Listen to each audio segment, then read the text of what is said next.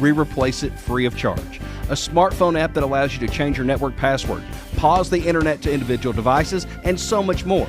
Plus in-depth device troubleshooting with our local 24/7 customer support center. All that for less than 10 cents a day. Stop missing out and add Ben Lomond Home today.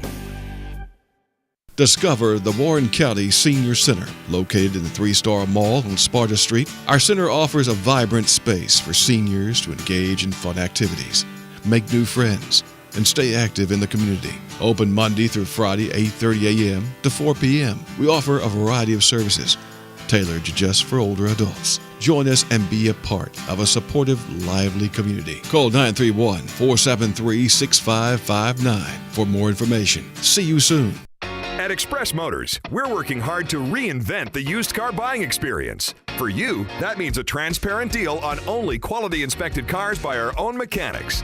And great extras like free oil changes, free tows, and discounted service after the sale. We are the buy here, pay here car dealership you can trust. So come see us at 352 West Morford Street in McMinnville. Express Motors, where peace of mind and car buying come together. See our inventory now at expressmotorstn.com. Make the places you care about more comfortable and energy efficient with TVA Energy Right. It all starts at EnergyRight.com, where you can find everything you need to lower your energy usage for your home or your business. Contact Caney Fork Electric Energy Advisors Dale or Chris at 931-473-3116 or go to EnergyRight.com to start living and working more energy efficiently. Caney Fork Electric along with EnergyRight.com for all your energy needs. Brought to you by Caney Fork Electric Cooperative and TVA. Planning an auction? Count on the Get It Done Auction Company. The Donald Hillis Realty and Auction Company. In business since 1991, they specialize in residential and commercial real estate with emphasis on farms and land. They can help you with estate settlements, business liquidations, and farm dispersals, including land, livestock, and equipment. Donald Hillis Realty and Auction Company, representing more and more families in estate auctions each and every day. Call 473-7774 or visit DonaldHillisRealty.com. Firm 2273.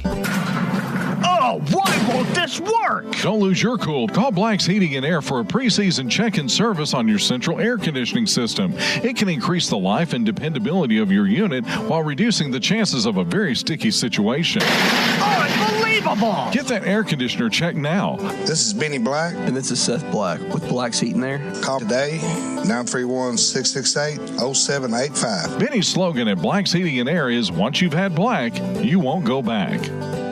Mention this ad and you can get a discount. From the WBMC studio in McMinnville, Tennessee, you're listening to Town Talk with your host, Raven Young. Good morning, welcome, and happy Wednesday. Thank you so much for being here with us today and getting your morning started. And we have a special guest as co-host today. We got Jeff Simmons out of the bed a little bit earlier. I'm Justin Reed. No, hey, that was a good play on there. I thought I did. I've been working on it. Yeah, that was pretty good. But no, I'm very pumped about being here. I know that Justin asked, and then I thought about it about 11 o'clock last night. Yeah, regretted that decision. Yeah, well, I was sitting there thinking, I was like, yeah, usually like 11 o'clock, if I'm in bed by then and asleep, I can sleep for 8.5 hours and still be here for the Simmons Says show at 9 a.m. Uh-huh. And then all of a sudden I was thinking about it, I was like, man, I got to be up at 6 a.m. tomorrow. Yep. I'm below 8 hours, and I don't function on less than 8 hours of sleep very well. Yeah. I know there's all the people that are like, I can do it. Mm-hmm. Well, that's great for you.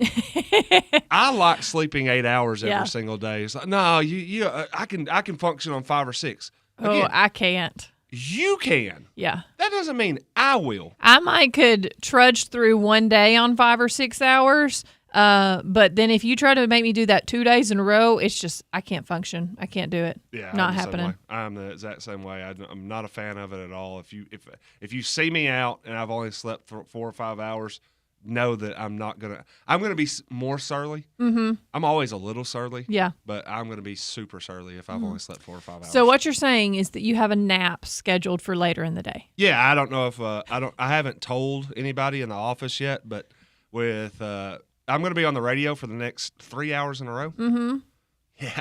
Yeah. If you're WBMC listeners, you get this for the next 3 hours. Oh, you get stuck with Jeff all day. Yeah. If you're Thank you. I appreciate that. That one took me a little off guard. I wasn't expecting that. And then you're going to get that for the next 3 hours. And then after that, I don't know if anybody else knows that in the office. If you, I know we got I know the bosses are always listening.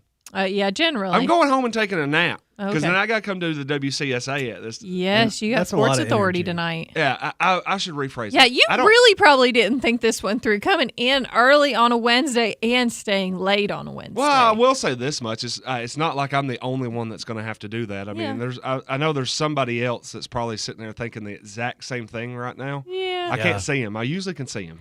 Yeah, I'm tucked away in the corner. Yeah. Well, I'm usually I got a different you got viewpoint today. Pushed Yeah. over to co-host seat today. Yeah, I mean, I almost just feel like a special guest. I don't even feel like a co-host. Oh, okay. Well, you could be a special guest. That's fine with me. Whatever Justin you want. is the co-host. Okay. Yeah, because I had this conversation with somebody last night. Oh, okay. And they were talking about, I was like, yeah, I'm going to be on Town Talk tomorrow. I'm replacing Justin. And they're like, oh, you're replacing Justin? I'm like, just for the No. day. Like, no, I'm not replacing Justin Reed. Yes. I'm just sitting in for him Yeah. for one day. Yeah, Justin will be back tomorrow, so don't nobody freak out or anything. Justin will be back. Hey, maybe. Spoilers, Raven. No. Spoilers. He promised he would be back tomorrow, so. Hey, I promised lots of things. I said I was just running out for milk and cigarettes. Yeah, but okay? I trust Justin. Connor, on the other hand, who's telling the truth? Me. I don't lie.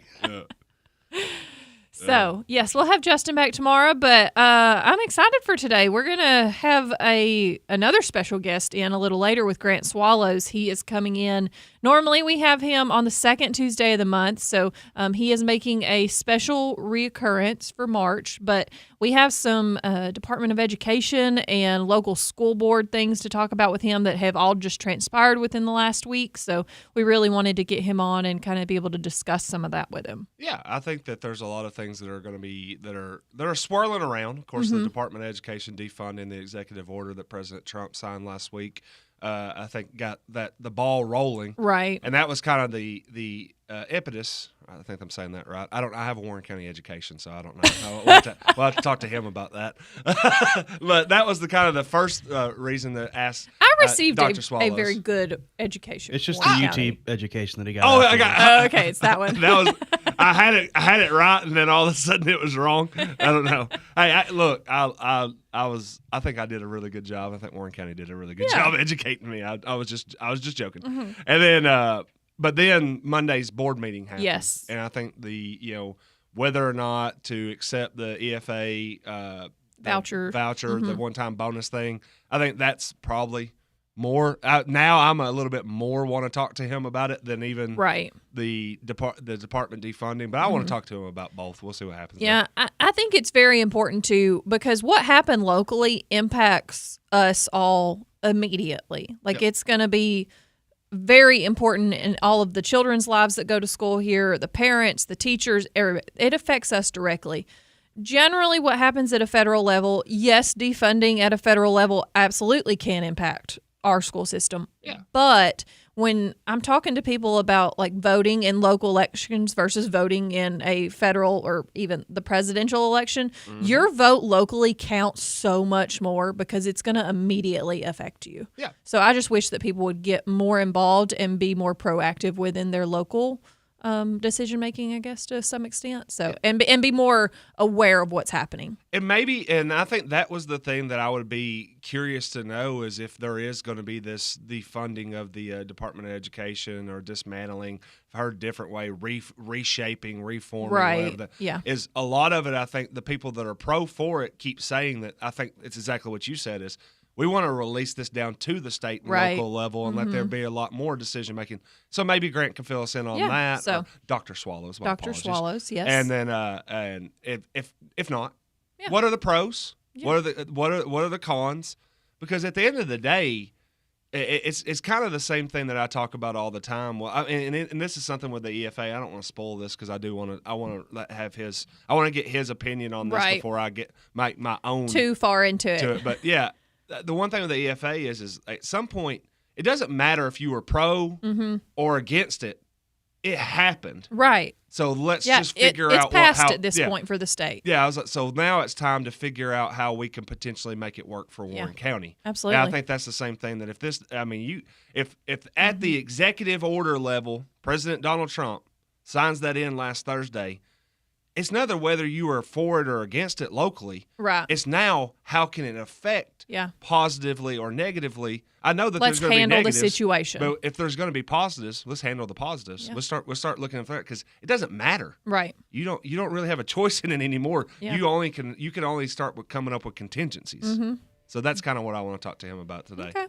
Well, we'll have Dr. Grant Swallows on. We will also be playing a Where Is That? We do have our mystery location up on our Facebook page that you can go look and see if you can figure out where it is. So we have a great show coming up, and we'll be back here in just a second. Stick with us.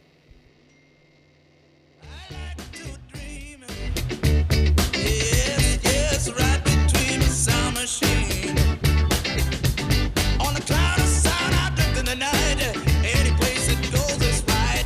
Goes far, flies near, with the stars away from here. Well, you don't know what Ascension St. Thomas River Park is here to listen to you because caring for you is our #1 priority. Ascension Care Teams start by understanding you, your health, and your life to deliver care that's right for you. Now offering cardiac CT angiography services, a non-invasive cardiac exam that looks at the blood vessels that supply blood to the heart and can detect if plaque has narrowed the coronary arteries. The compassionate, personalized care you've come to expect is right here in McMinnville. We're more than just a hospital, ER, and a clinic. We want to give you hope, health, and strength.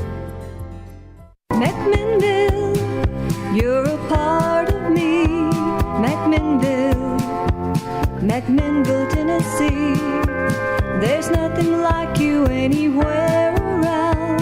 I'm proud to say you're my hometown. This is Christy Partain with Graves Family Pharmacy, and we check all the boxes when it comes to family, community, and patient care. We have the best drive-thru in town where you will be greeted with a smile, and you can talk to us while being fully protected from the sun and the rain. Why go to a big box store when you can talk with local people that truly care about you and your family? Follow us on Facebook and feel free to ask questions. Come see us on Main Street at Graves Family Pharmacy, where you are much more than just a name and date of birth. McMinnville, Tennessee. Douglas and Lanier, that's where I choose to be. Douglas and Lanier, that's the agency for me. For rock-solid insurance coverage or sound financial planning for my family's future, Douglas and Lanier is where I choose to call home. Call Douglas and Lanier, your local Erie agents, at 811 Faulkner Springs Road, McMinnville, at 931-474-0044. Did you know that NHC was the first Medicare-certified home health care agency in Tennessee? NHC Home Care has been committed to providing exceptional care. The reason for our success, we hire great clinicians who go above and beyond for our patients. And one of those is Jamie Harriman. Jamie has been practicing for over 32 years. When asked what she loves most about her job, she stated, seeing my patients get better and gain their independence back. So remember, when you need home health care services, ask for NHC Home Care and experience the NHC difference. Serving you for over 50 years. Come by Coffee Bank and Trust today and start earning better interest and better cash back on your primary checking account. Pair it with our Better Together Saver account and maximize your earnings. If you want better rates and better returns on your money, stop by and see us today at Coffee Bank and Trust, a division of Coffee County Bank, member FDIC. Courage. I learned it from my adoptive mom. Hold my hand. You hold my hand. Learn about adopting a teen from foster care at adoptuskids.org. You can't imagine the reward. Brought to you by Adopt US Kids, the U.S. Department of Health and Human Services, and the Ad Council. Local, national, and everything in between. Here's the news. Well, I am not Justin Reed with the news, but my name is Raven Young, and you are listening to Town Talk. And we do actually have some news to talk about. Because since we have Jeff Simmons in today, he is a member of the Main Street Journal group, and thought we might talk about some news that we have there going on there. On the Main Street Journal? Yes, Yeah. absolutely. In fact, you need to be subscribing to the Main Street Journal if you are not already. We have a Facebook page. You can go there and get to the link, or you can just go to mainstreetjournal.llc or www. www. He says it really fast. W. dot. I think he says it to compensate for the fact that you could just say www. But I asked him. I think we asked him about this. It's a debate on. He whether or thinks not, it's faster. I don't know. Yeah. It might be faster. Is It's that just- newsworthy? Should we have an article? Well, I do. I'm sitting here reading right now. I don't know if that's an article, but I do think that this is something that's right down your alley. Okay. Live from McMinnville. It's Christmas. It's a Christmas tree. Yes. That I think the Board of Aldermen discussed. There was a heated topic in Warren Yes, County. so it was discussed a few weeks ago. It was brought up originally about a fake tree, having a 26-foot, I believe is how big it was, fake Christmas tree installed basically over where the fountain is currently on the square and have the lights and all the stuff. And it was a safety concern, things like that. So it was discussed.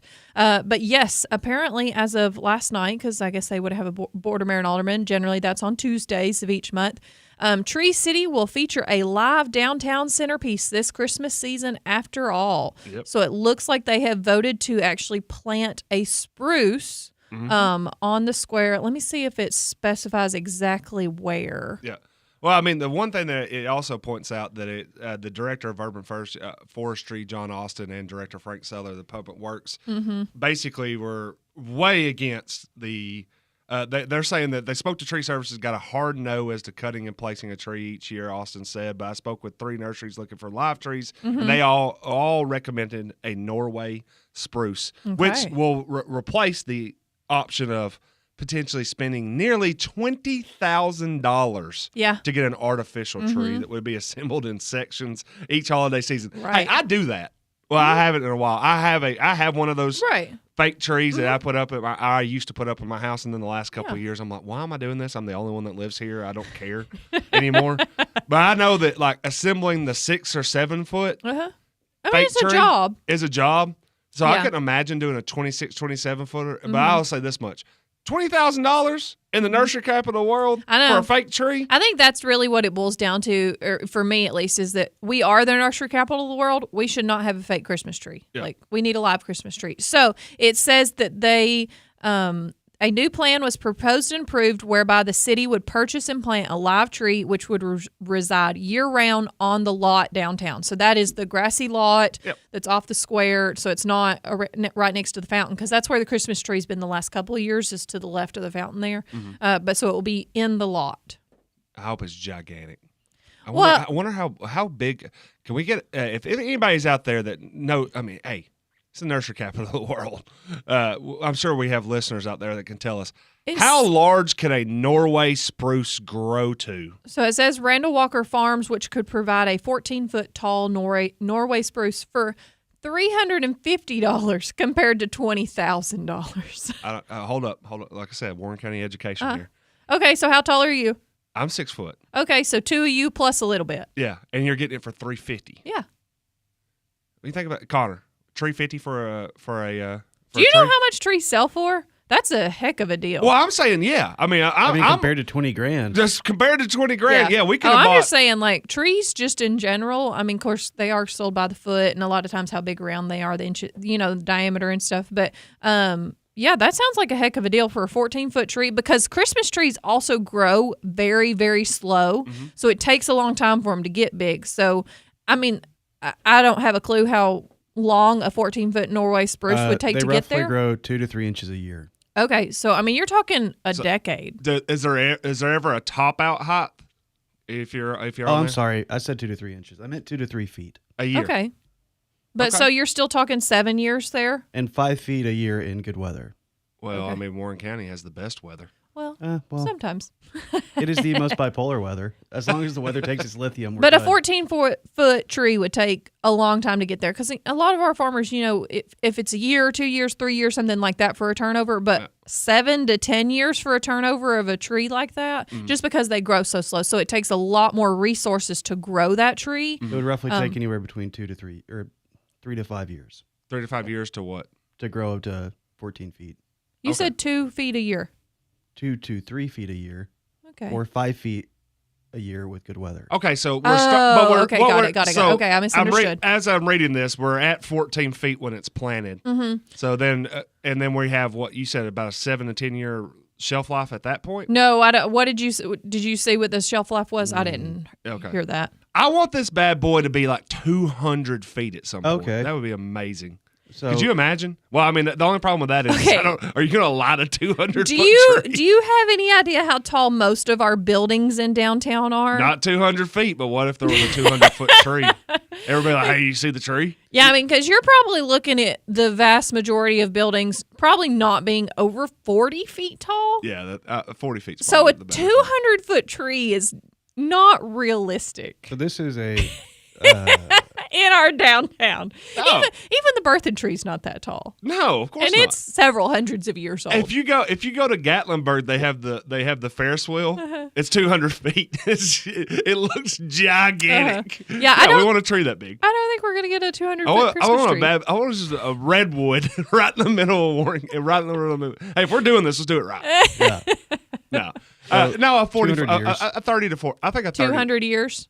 to remain healthy in 300 to 400 in its northern range. Okay. Yeah, they're cutting that bad boy down in after about 15 years and planting a new one. It may last longer than that. Like I said, they are slow growing, so they don't get gigantic in a quick period of time. So it might, I don't know. But they will eventually have to cut it down and replace it with something else. So yeah, well, it's probably another Norway spruce. But hey, Probably. again, for $350, Yeah, we could do it. If we were going to pay $20,000, let's say $20,000, $350, so that's $1,000. You doing that in your head? 20. Yeah, you're talking about basically the value of 50 trees. We could do 50. We could do 57.142. Yeah, I was gonna say. So we could do this 50 times. Yeah. And if we did that say we replaced every 10 years, so we got 500 years worth of trees at $350, where we were going to pay $20,000 for an artificial tree. Yeah, this sounds like a lot more reasonable option. Yep. Because Okay. I mean, I'm not. What the question will become is how many trees can you live through in your lifetime? That might be the new question. Well, how many the Christmas tree trees? roughly lasts 200 years. Yeah, but they're going to cut this bad Some boy down do. every 15, 20 years. You know they're going to. I mean, it's like what Raven just said. Yeah, it's- Does it grow? Does it grow at 2 to 3 feet a year every single year, or does it have a top out height? I think it'll eventually have a top out height, but it's going to take But it 40 can years to also get grow there. out. Yeah. It doesn't necessarily just grow up. Yeah, So. well, that's what I'm saying. Is otherwise, if it doesn't have a top out height, and it's going to grow 2 to 3 feet every year, and it's going to be for 800 years, you will have a 100-foot tree downtown. We're not going to have a 100-foot tree downtown. That's exactly what I'm saying. Is at some point there's going to be a height that either it tops out or Yeah. we top it out for it. Right. Either way. Yeah. But I still like Either that. way, I mean, it's the nursery capital of the world. I'm Put a tree down excited, there. yes, that the Board of Merit Aldermen listened to the constituents and did finally agree to do a real tree in the nursery capital of the world. I think that's the important takeaway from that. So, because Christmas in downtown McMinnville is just incredible, and the Here fact we go. that we have Main Street's awesome. Main Street is awesome, 100%. Here we Easy. go. Don't pick out your mic like that. Yeah. Main Street is awesome. Yeah. You know, there's also an article I saw in here, and it says changes to the Park Theater Group are proposed. So that is, nope, it went to the live Christmas tree again. Yeah, well, I mean, there's a lot of different things going on. The change of parts. You could also see the general sessions docket. Rob's written a lot of different things about the arraignments and the court dates for some of the accused murderers appear in court. That's on the Main Street Journal website right now. I think I've written 8 sports stories about local sports actions in the last 2 days, including 4 from last night. So, yeah, we got a lot of different things on the Main Street Journal. You're going to want to be able to check that out. Yeah, so go subscribe, mainstreetjournal.llc, and you can subscribe there. And you know what is really one cool thing that I like about this is that every time that y'all post a new story, it goes to my inbox and my email, and I get a notification. So then I can, if I really want to read it, I can click on it and go to it there. Or it tells me, oh, hey, there's new stuff up on the page, so I can go to the website there and look at all of it. Yeah, I think we've posted 100 stories in the first 11 or 12 days. Okay. Yeah. And a lot of things on we write a lot of news, and if you want local news, that's where you want to be. Quick, because y'all are churning it out so fast. Like it is up to the day or up to the minute. You know, we're not having to wait several days for this information. It is going out as quick as you can get it. The 4 stories that I wrote last night were And all about, accurate. That's important too. Yeah, Well, I think I got the scores right on everything that I wrote last night. But no, I was at a Warren County soccer match yesterday, a tennis match, a softball match, and a high school baseball match, and all 4 of those stories were up before 10 o'clock last night. Goodness gracious. All right, we got to take a call real quick. Uh-oh. Good morning. You're on Town Talk. Good morning. We want to wish Darcy Snyder a happy birthday today. Darcy Snyder. I'm adding her to the list. Yes, ma'am. Thank you so much. Thank you. Thank you. Bye. All right, so we all are also taking birthdays and anniversaries for today, March 26th. If you would like to add those to our list, the post is also up on Facebook, or you can give us a call just like they did, 931-473-9383. Nailed it. Good job. All right. So lots of news happening, though. I'm excited to have a up-to-date, accurate source to be able to go to and read all of this stuff. And the fact that y'all are also going to the sports games, you're going to the Board of Mayor and Alderman meeting, you're actually out in the community finding this stuff. Yeah, it's important to be there in some aspects. I mean, I get that you can't be everywhere. Right. But that I got to go yesterday.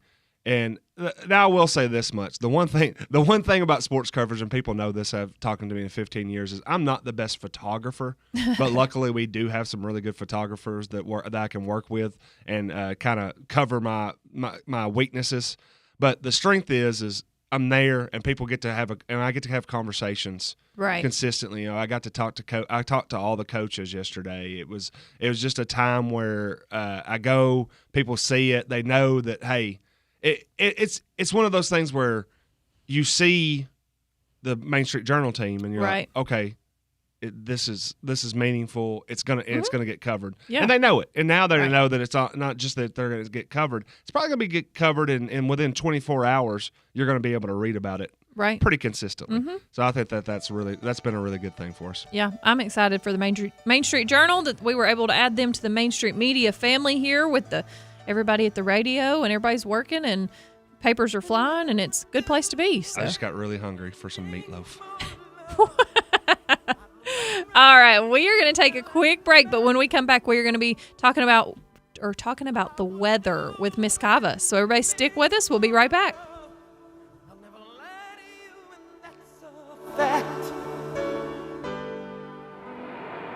But I'll never forget the way you feel right now. Oh, no. No way. McMinnville, are you ready? Pioneer Building Supply is throwing back to the grooviest decade with a far-out 1970s retro event the week of April the 1st. Dig out your bell-bottoms and platform shoes because it's going to be a blast from the past. We're your one-stop shop for lumber, tools, and building supplies. Whether you're tackling a major renovation or just need a few materials, we've got you covered. Stop by and see us at 231 Northgate Drive, Suite 250 in McMinnville, or give us a call at 931-473-7777. Our friendly team is ready to help you with your next project. Since 1975, we've been the name you trust. Pioneer Building Supply, building your dreams since 1975. Pioneer Building Supply. Pioneer Building Supply, where good business make good friends. Pioneer Building Supply.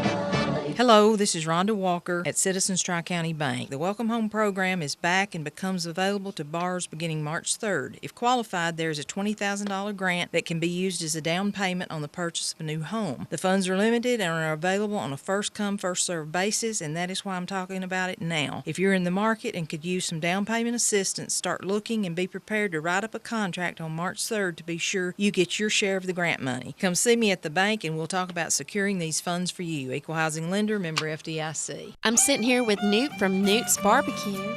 Newt, can you tell me what's going on with your special recipes lately? Legacy recipes from legends in Tennessee. My mother and father from Denny Moore's restaurant, we use their recipes. Pope Taylor, we use his recipe, as well as Justin Wilson's Cajun cooking recipes. So we're a little different. We're lucky. We've got good recipes that we follow to the hilt every day. Visit Newt's Barbecue in Rock Island. Are you looking for a new vehicle? Come see us today at Auto World on Manchester Highway for a selection of pre-owned cars, trucks, and SUVs. Mike Breedlove can help you find the right vehicle at the right price. We have quick and easy, guaranteed financing to make your car buying process simple. You buy your car here, pay your bills right here in the office with our friendly staff. We are open 6 days a week. Call Auto World 815-8820 and let Mike help you find the vehicle you've been looking for.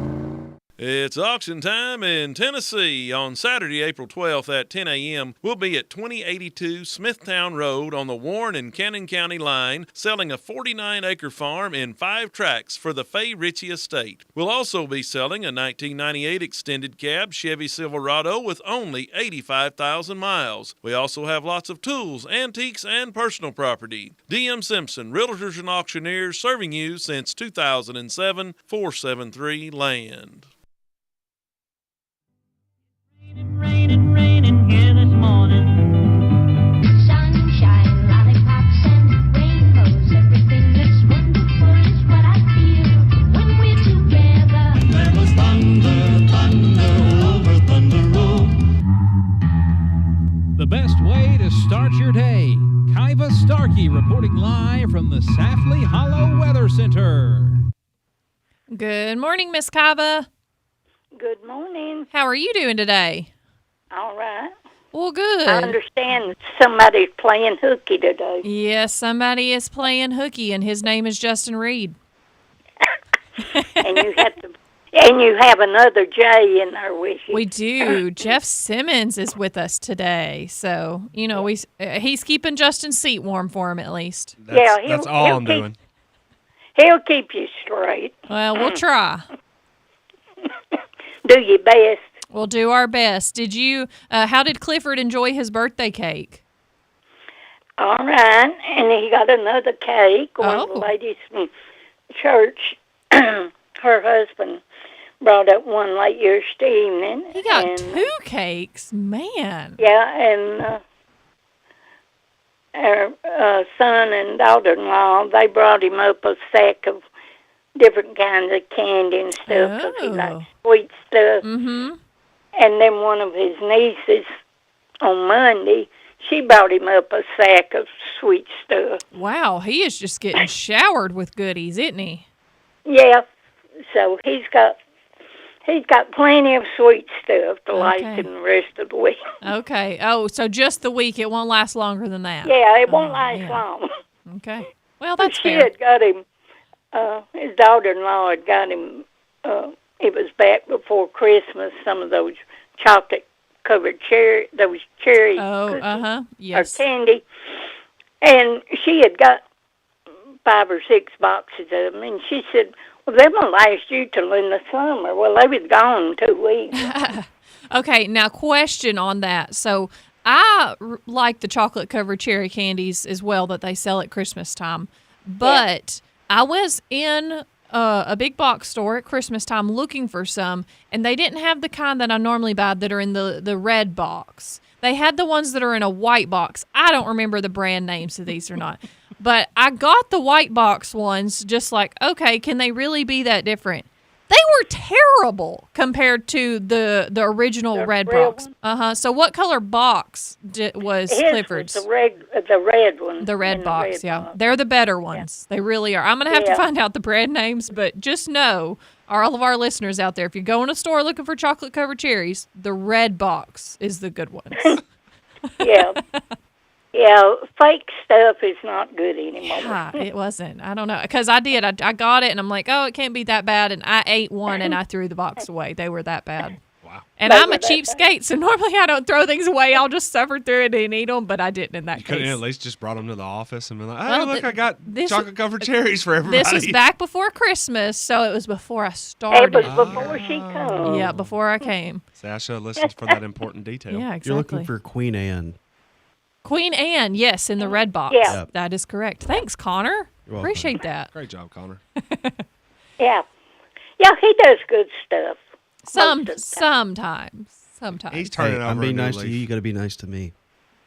Well, he knows when I call because he says, "Good morning, Miss Kiva." You know what? That is so nice. Isn't it? Yeah, I don't ever get that, Connor. I sent you documents. Documents. Same thing. I appreciate the education there. When was the Connor. last time you called him, though? Yeah, you never call me. I don't call you. I text regularly or to our group message, and I don't even know the last time you answered back. Oh, yeah, So, I do not. Joe answer well Schofield to- says that with the Queen Anne cherry cordials. yes, that's them. Yeah. Yeah, no, Yeah, Connor. he's nice to old women. That's Oh, okay. I'm just not to that category yet, is what you're whenever telling me, you Miss get Kava. old. Well, Miss Kava, let me know. I've been trying to train for a 5K, which means I got to get outside and walk occasionally. Am I going to have a good enough day to walk today? Oh, yeah. Well, we're What's looking like weather on the like? weather.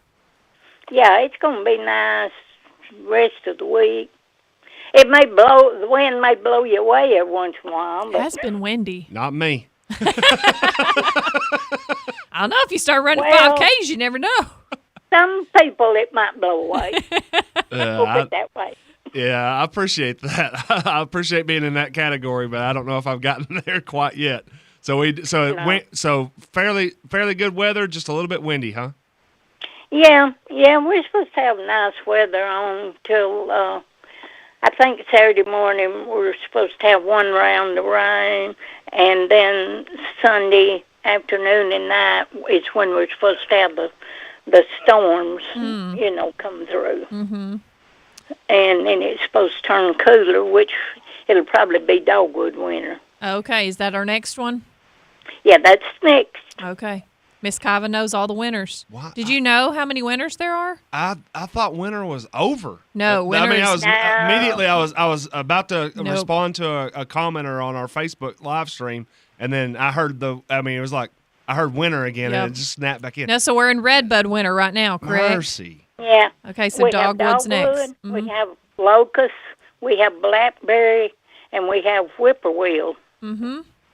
So we still have even 3 more winters after dogwood starts.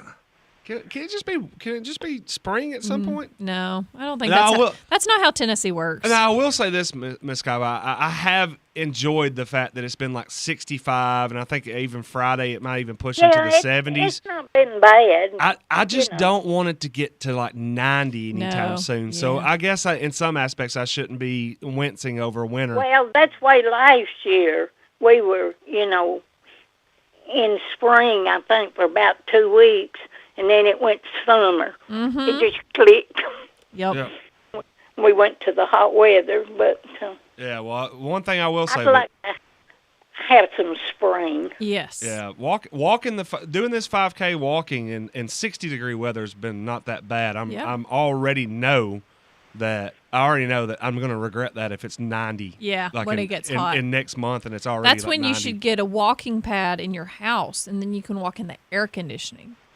Yeah, That's but what I've still, done. if the 5K walk is outside and it's hot, he'll Yeah, I'm melt. going to have to get acclimated. When is this 5K that you're doing? It's in June. Oh, okay. So you We'll got a just couple turn one of months. those extra offices you have, Jeff, into a sauna. You can put your treadmill in there. And, Yeah. Sounds like Yeah. a great plan. Yeah. Will that be my 4th office? That'll be your 4th office. I'm okay with that. We're building that entire break room in the back with those taller and wider doors. We're just you and Rob. I'm telling you right now, I'm gonna have as many offices as I have jobs right now. So right now I have 3, so I get 3 offices. If I add a 4th job, I get a fourth office. I'm Yeah, okay with that. whenever they want you to do something else, you get a new office. Yeah. Well, I host 2 shows, and then I'm the sports editor of the Main Street Journal. So I feel like I've earned those 3 offices at I this mean, point. Raven Yeah, hasn't well, gotten what an do you office think yet. about You have an the office Southern Standard? above your It restaurant went you to like. pot, hadn't it? Who's went to pot? The Southern Standard. Oh, shots fired by Miss Kava. I don't have that sound effect up there. Mercy. Hang on. You put me in an awkward spot right now. I will say this Well, much: I know I've you really don't been. wanna- I've really been enjoying the Main Street Journal a lot. I will say that much. I think that there is Well, a very if you don't a wanna difference say in local nothing, I reporting. Yeah, I understand. Oh, I appreciate your love for the Main Street Journal. That's for sure. Yeah, it had started getting worse, and sometimes you couldn't even read it. They would be ink smeared. I know one time on the obituary page, Oh. it was blank right down through the middle of it, and you couldn't even read the obituaries. Yeah. Well. It's a tough industry. That's why we're encouraging all of our listeners to go subscribe to the MainStreetMedia.llc page. Main Street Journal. Main Street Journal. I'm sorry. I didn't even say But it hey, right. we're all Main Street Media. We're on we're on the radio now. MainStreetJournal.llc. All on the same page. Yes. Different pages. Yeah. Well, hey, Justin Reed had a story on He the Main did. Street Journal last Yes. week. You know, I'm waiting for Raven's debut. I don't know what. You know, I don't know. What would your column name be? Just think about. We'll Raven, think about that. yeah. We'll come out. We'll come back out of it our break and let you know. But Miss Kava, we really appreciate you this morning. All right. Thanks, Yeah, Miss Kava. Well, you want the weather? Yeah, go ahead and give us we do the need that. last minute updates there. Well, our high yesterday was 74. Okay. Last year on today it was 67. 2 years ago it was 81. 3 years ago it was 60. And our low this morning was 37. Mm. And I'm going to be listening. I've got to go to Murfreesboro for shots, and I'm going to be listening. I can hear you all the way to Woodbury Hills. Okay. And whenever I get there, that's when my radio goes on. We got to get Miss Kava the WBMC app. Yeah, we do. We'll Need to get her downloaded on that. I know. Well, I don't have a smartphone. Okay. Smart aleck phone. Well, I'm not a smart man, so I've got a flip phone. we'll figure I something better out. let y'all go before I get kicked off the air. All right, Miss Kava. Well, thank you tired. for calling us, and we will talk to you again tomorrow. Justin will be back. Okay. All y'all right. be good. Thank you. Bye. All right. Bye-bye. All right. Well, we got to take a quick break, but when we come back, we are going to be playing Where Is That? So everybody needs to go to our Town Talk with Raven Young Facebook page and follow that, and you can see the mystery location picture. And I believe we have some new prizes coming up, so everybody stick with us.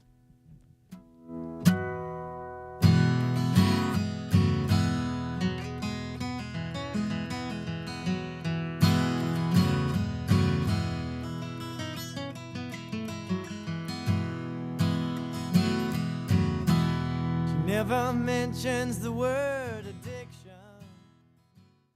Every day, banks touch every corner of our lives. Let me, Sabrina Keaton, help you turn your life goals into accomplishments. Here at Security Federal Savings Bank, we can assist you with buying a car, debt consolidation, purchasing a home, or remodeling your current home. Whatever your needs are, we will keep it simple at Security Federal Savings Bank. We look forward to serving you and building relationships that last generations. Security Federal Savings Bank, member FDIC, equal housing lender. Your family deserves better than ordinary. At the Butcher on Main, you'll find the freshest dairy delivered daily from Sunrise Dairy and real McMinnville-made jams and jellies that taste just like home. Our house-made sausage and premium meats are crafted for meals that wow. And our gourmet cheeses will have your guests asking for seconds. Need a space to celebrate? Our 1,000 square foot lounge is ready for your next event. Why settle for less? Find everything you need at 209 West Main Street, only at the Butcher on Main. Lester's Body Shop is located at 212 Old Morrison Road in the West Riverside area. Owner Terry Fowler values all of his customers. He is the best place to take your car, truck, van, or SUV for any type of body work. And one estimate from Lester's is all you need. Friendly, professional, reliable, and dependable. That's Terry and the gang at Lester's Body Shop, 212 Old Morrison Road. Call 473-5421.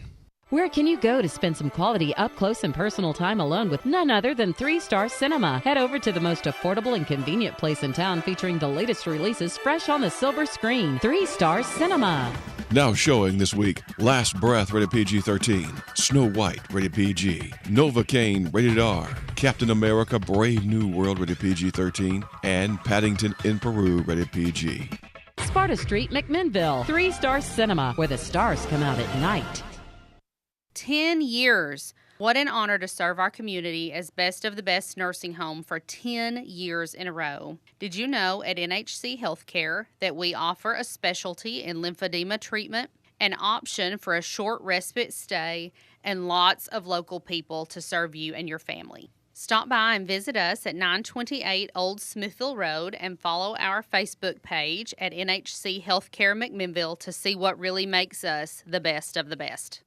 Warehouse Discount Grocery serving McMinnville and Warren County with the best meats, freshest produce, and the best prices on all your favorite groceries. Check out these specials. Fresh 73% lean ground beef, family pack, $3.49 a pound. Bounty paper towels, 6 double roll, 2 for $9. Wishbone salad dressing, 15 ounce, 2 for $5. And chicken of the sea tuna, 5 ounce, 5 for $5. Be sure to check out the full service deli featuring meats from Charter Reserve, open 7 days a week at 835 Smithville Highway. That's Warehouse Discount Groceries.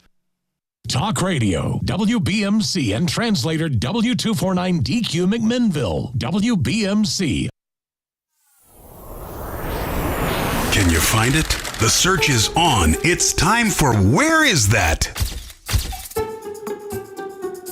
Good morning. Welcome back. My name is Raven Young. You are listening to Town Talk on this wonderful Wednesday, March 26th. And that means it is time for Where Is That? I'm trying to circle back and find where. Okay, so go to Town Talk with Raven Young Facebook page. Yep. See, let's walk me through this. And if you haven't liked that page, go ahead and like it. I have already liked it. Okay.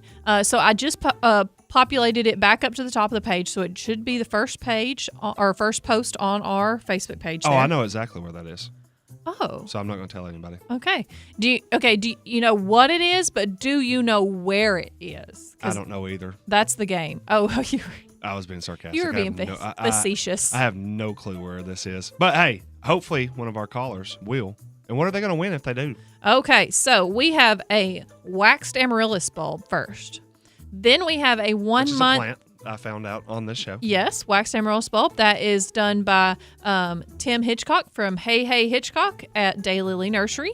And actually, fun fact, so we have one that we got back, I think it was a Christmas gift, but so we got it a couple weeks before Christmas. It was an early Christmas gift. Mm-hmm. It is about to bloom for the 4th time. Normally, any of them that I have ever gotten have done 2. Mm-hmm. So I was shocked when I got a 3rd. We looked at it last night, though, and Cody leaned over. He said, "Is that about to bloom again?"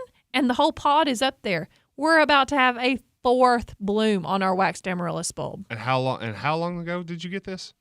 Before Christmas. So it's a bulb, just like a tulip bulb, or it's an amaryllis bulb, but and it's covered in wax, so you don't have to water it, you don't have to do anything. I just have it on the shelf underneath a couple of our grow lights with our other plants, and normally you could even just put it in a window, you could just put it on your desk. It will bloom. So about 4 blooms in less than 6 months.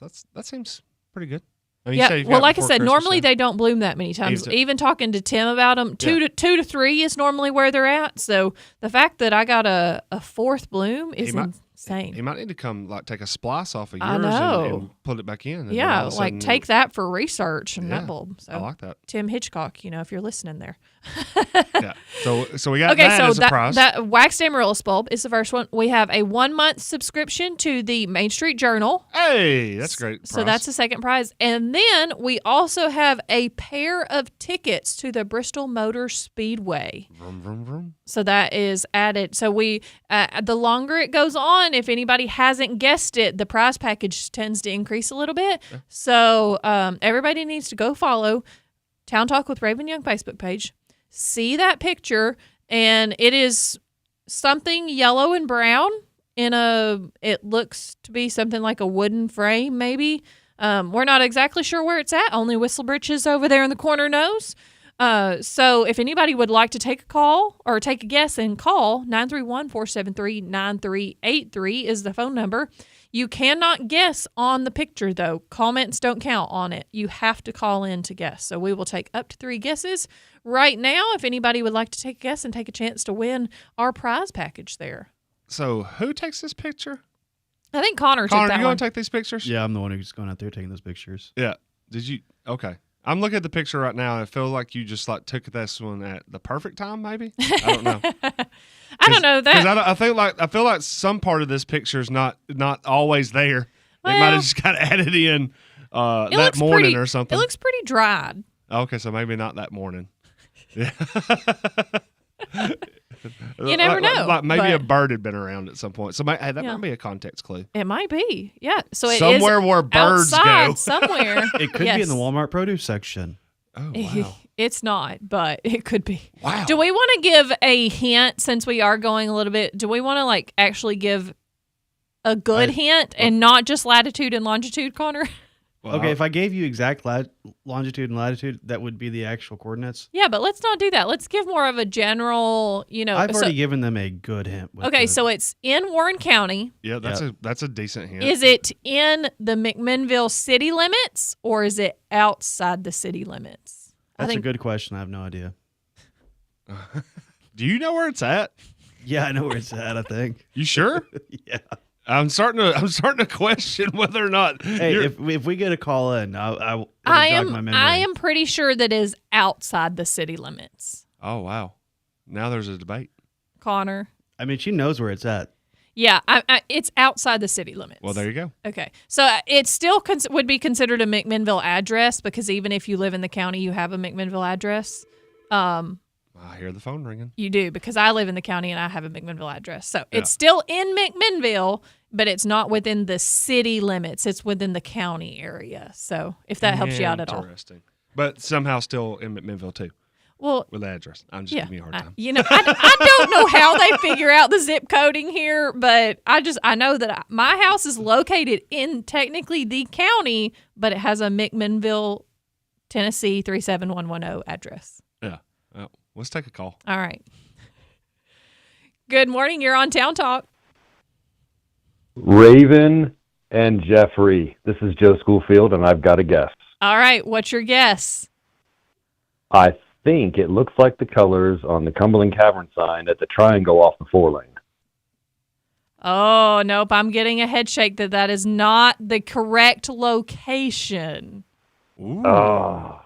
So, read into that a little bit there that it's not the correct location, but it doesn't necessarily mean that another part of that couldn't be accurate. Hang up on him quick. He might call right back with a different location.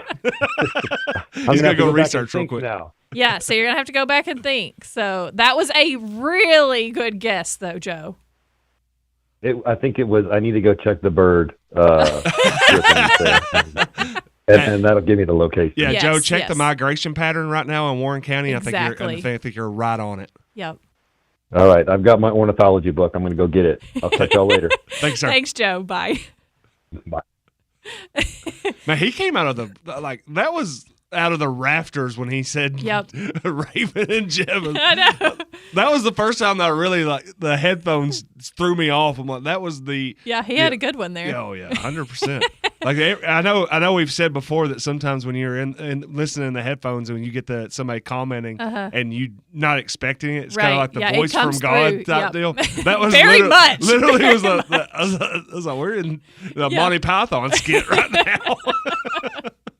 Very much so. Yes, but that was a good guess. So apparently a very, very good guess and very detailed and specific. Just need to hone in a little bit more on the exact where is that location, because that's what the game is. It's where is that, not what is that, but where is that? Where is it? Yes. So all right, so we'll take, we have a couple more minutes if anybody else wants to take a guess, but the prize package is at a pretty good spot right now. I mean, those tickets to the Bristol Motor Speedway is pretty good. All right. Time. Yeah. Uh-oh. Because I gave the Western coordinates. Mm-hmm. Here is the other coordinate, and that's why I don't write these down, because you have to remember. Yeah, I don't remember what the latitude was. Anyway, this one is going to be 35.666603 degrees north. Okay. Well, wait, that was the last one. Oh. Thanks. Anyway, you get reminded. 35.66667? Is that what you said? 03. 03. Sorry. Okay. I was rounding up. That's not how that works. You still wouldn't have been. I know. Yeah. I must say, Connor, are these truly random? Like when you have a where is that, and all of a sudden somebody gets the answer, so you have to go do another one. Are you just driving around on the weekend and thinking? No, this is during the day. This is part of my job. Drive around. It's just drive around time. Yeah. So it goes like, hey, this is usually the time that I'm usually stepping out to take my break anyway. So let me go drive around for about 30 minutes. Figure it out. And I'm just looking for the most random, completely innocuous we're just trying situation to get make our this as hard as listeners to possible. pay a little bit more attention to their surroundings and, I'm think of teaching them things. situational awareness, Jeffrey. Situational awareness. So this is where you don't. Yeah. So it's it's like one of those times where it's just like if you're trying to. A mustached man is chasing you. You may or may not be training for a 5K. We don't know that. And you're trying to tell the police where you're at because a mustached man is chasing you. Exactly. There's a yellow and You can brown tell sign them- here. Yeah. Yeah. That's where you're located. That's a perfect analogy. Perfect. Mate. Yeah. So now I'm the mustache man that if I start running that somehow I'm chasing somebody. Okay. Interesting. Yeah, so about this 5K, what made you want to do that? Nothing made me want to do it. Because I said something like without running. thinking. Oh, okay. So you just got locked into I had it. Joe Clark here, Tunnels to Towers 5K. Uh-huh. He was on the Simmons Says show. It was the Friday before last, and he was telling me the story about the Tunnels Tower 5K. They were having sign-ups, everything that was going on there, and I said, I've locked it the event every year, but I want to take part in it. Mm-hmm. And then the moment I said it, I was like, oh wait, now I have to do it. Oh crap! I said it on live radio. Yeah, because I could have told Joe that like in person last Right. year. Yeah. And then all of a sudden, like, man, no, sorry. I'm not really committed to that. Yeah. But now the Simmons the Simmons Says faithful are going to have to hold me to it because they're going to be like, hey man, you said on air that Yeah. you will do the 5K. So did you go buy like new running gear and shoes and stuff for this? I Of think you should try to find course not. I think you should try to find a sponsorship because I do think there's somebody locally. we're working on that. Yeah, you might could get somebody to sponsor Jeff Simmons doing a 5K. Well, And just I remember, know, folks, if he doesn't make his time, we all know what happens. Oh, this is waxing. He keeps bringing up. I hate running. Like, absolutely hate it. So Raven, you I got to would- quit saying that because I really want to give you flack for that statement. Yeah. I would never run a 5K. That is not my jam. Everybody keeps saying, "Can he run a 5K?" I was like, nobody could ever also said. walk a I was gonna 5K. say no one ever put out the word "run" in this. I Okay. said participate. in a Okay, 5K. so you could walk. Yeah, Yeah. and I'm going to walk Okay. a lot of it. So, all right. You He's know playing what me off. I is get it. really great though? That our city has public parks and greenway, so you can go practice for this and really get ready. Been doing it the last 2 days. I'm probably going to take a break today because my right knee's swollen today, so I'm going to have to take a day off to All give right. myself some time. Well, we have to take a real break. But when we come back, we are going to have Dr. Grant Swallows in with us. So everybody stick with us because we have a real interesting conversation coming up. She tells me worship in the bedroom.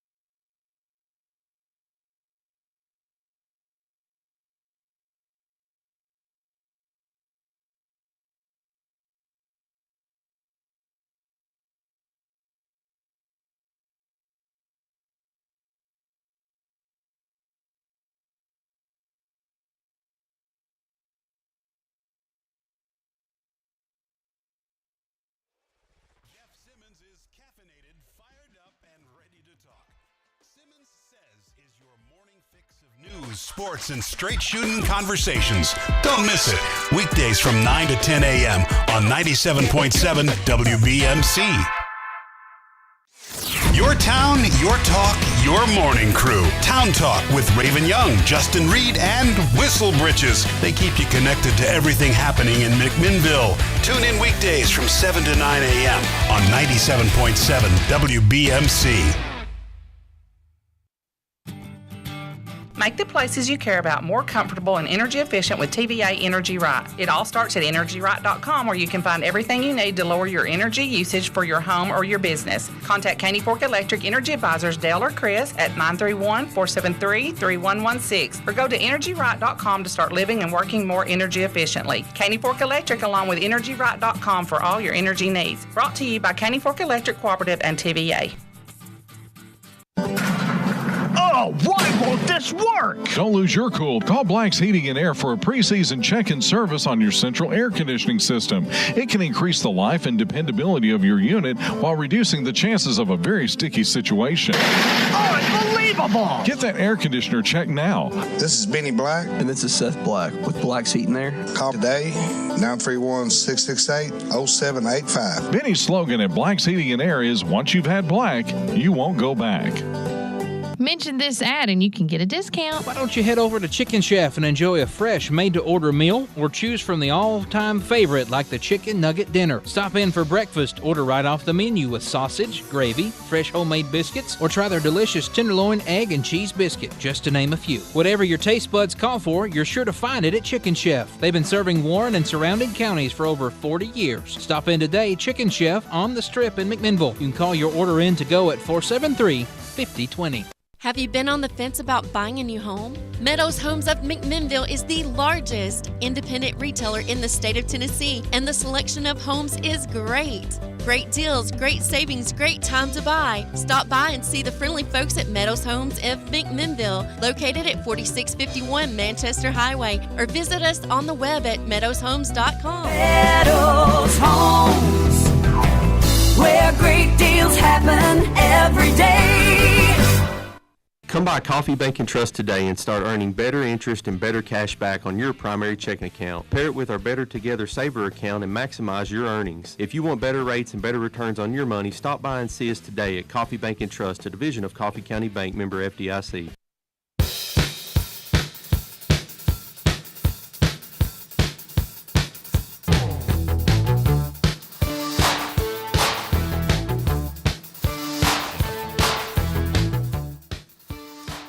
Good morning. Welcome back. My name is Raven Young. Thank you for being here with us this morning on Town Talk and getting your morning started. And so we have special guest, Dr. Grant Swallows, in with us today. Thank you for being here. I'm glad to be here. Good morning. Yes, thank you so much. So I know this is a little bit different than your regular day. Normally we have you in on the second Tuesday of every month. It's just nice to feel needed. I know, you were, yeah. And thank you for being able to fit this into your schedule, though, because I know it was kind of a little bit last minute notice, but we sure do appreciate you. So. Glad to be here. All right. So we kind of wanted to dive in a little bit about what's been going on in the education world, because there have been some dramatic things, I guess, happening as of lately in the news. So we thought we would start with the school board meeting on Monday and kind of what transpired there and some of the thoughts and things that happened. And I know Jeff had some questions. So if you kind of wanted to talk a little bit first a bit about, from your point of view, what happened and what was said, and then we can kind of dive into it. So discussing the school vouchers. Act. Okay, yes, gotcha. yes, yeah, so, that was specifically the thing. Right, that's the one that's generated the most topic. But there were several other things. Well, that and happened, I would like for you to mention those as well, because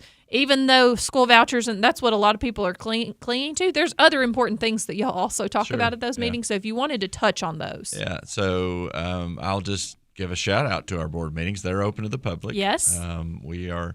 Always on the fourth Monday of every month at 5:00, and if you can't be there, we always live stream those on WC Schools television. And where are they at? They're at the central office. Okay. I would highly encourage anyone that wants to come to check that online to make sure that's where we're going to be, because I can tell you in April we have several groups of people that we're going to recognize. And so we hope to be in what we're going to call our new boardroom that was constructed along with the Employee Health Clinic in April. But if that's not possible, then we might be at a school, but that will be noted. But at the last board meeting, one of the things that the board had to consider was the Education Freedom Act. And so the Education Freedom Act was passed in special session by the Tennessee General Assembly. Most people are going to understand that as the legislation that brought vouchers or education scholarships to fruition. But a part of that, there was a section, it's actually Section 4, that said that along with the Education Freedom Act, there would be a $2,000 bonus given to all classroom teachers in the state of Tennessee. Certified teachers. That's correct. What's the difference between certified versus non-certified teachers? Like, do we have non-certified teachers? No, you have to have certified teachers. Okay. So basically, but you would have, in our school system, you would have what we call certified employees and classified employees. Okay. Classified would be teacher assistants, custodians, maintenance personnel, any secretaries. Yes, a lot of support staff that make everything happen. That's right. So as a part of that, in the law, it says that if, and this was actually an amendment, it was changed, honestly, at the very last minute, that said school boards had to pass a resolution saying they would accept this money to go to the classroom teachers. Okay, so that's what y'all were discussing on Monday. So what happened is TSBA is the School Board Association for Tennessee.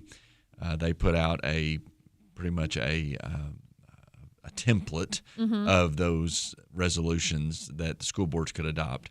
And so what we did is provide that to the school board. Again, understand, just educating the public, school boards are held to the same sunshine laws as everybody else. Right. So they can't technically debate that in any other forum than a school board Other meeting. than the public forum. So basically what we had to do, and I did not anticipate them taking action at the board meeting, but what we had to do is get it out there and let them discuss it. And so that's what they did, and that's generated several conversations. I'm sure since you've Monday had a night. lot of calls. That's right. And so I thought it was good. I thought the conversation was good. I thought that's what school boards are supposed to do. I don't run the schools. They are elected. They appoint me to run the school system, but they set policy and really give us direction. And so that's what they had to do in this case. Right. And it shows that it's not always something that they agree on. And so it was good, healthy conversation, and it's led to good, healthy conversation following, because it was ultimately tabled because the board members said they wanted some more information.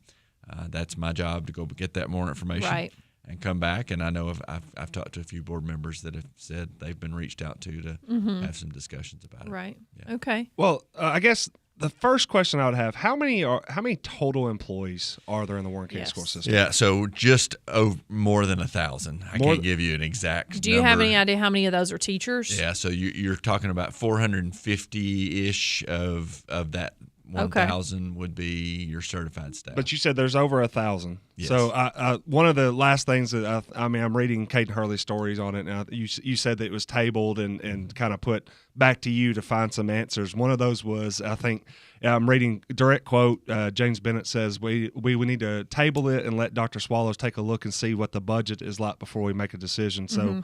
In some aspects, in the last 48 hours, have you found $2 million in the budget? Yeah.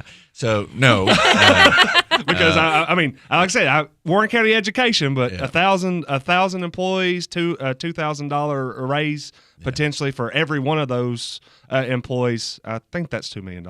Yeah. So no, that's not. I haven't found that as of yet, but.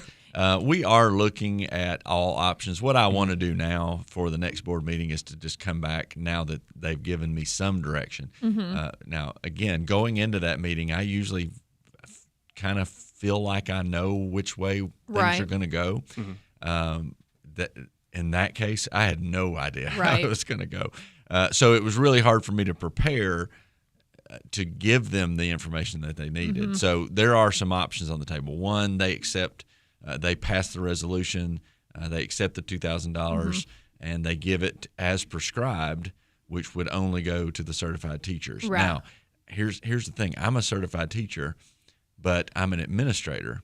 And so the law does not say that it will go to administrators or school counselors. It only is going to teachers. But in that case, then since you are a certified teacher, you still wouldn't get it. I would not get the just bonus. because that's not what your title is. Principals wouldn't. Okay. Principals wouldn't get a bonus. Okay. Instructional coordinators, assistant principals, from what we're told, school counselors, and so that's another part of this, guys, is that we still don't have a whole lot of information. They said that had to be paid this year, but then we've been told in the last couple of weeks that we wouldn't get the money until July the 1st. Mm-hmm. Well, fiscally, That's next fiscal year. Next fiscal Okay. year. So that again, we don't know a whole lot about that. So so they could pass the resolution, accept the $2,000, give that to those that are prescribed. Mm-hmm. They could back up and say, okay, we're going to pass the resolution. We're going to give it to those prescribed. We want you to find the same bonus for all the other So I just employees. did that quick math, and just on if it was 1,000 people minus the 450 teachers, that's 550. That's 1.1. So you're looking at 1.1 plus. Correct. Make up a difference. But the third one is that we could not accept they could not pass the resolution, not accept that money, and come back and give everybody a bonus that might not be $2,000. Right. And that's really up to me to kind of figure out what Okay. we can do financially. Mm-hmm. At this point, if we do that, we're going to have to go into our reserves to do that anyway. We've done that in the past. Mm-hmm. We did that during COVID. The board, I think, at that time kind of called it hazard pay, Mm-hmm. which I think was rightfully done. Right. And so, there are options on the table. As Jeff said, you got to make the math add up. Mm-hmm. And so I'm not exactly sure. I think the board, here's one thing I can say. Our board does its due diligence when it comes to stuff like this. Mm-hmm. And I think you even heard, if you listen to the board meeting, some say, well, I'd hate to turn down that money because it's budgeted for that. Right. Now, here's the other side of that argument. We were adamantly opposed to the Education Freedom Act. Right. The board actually passed a resolution that said we are adamantly opposed to the Right. Education Freedom Act. So I can give you my opinion. Yep. This is my opinion only. I do believe I said that it was added as an amendment late.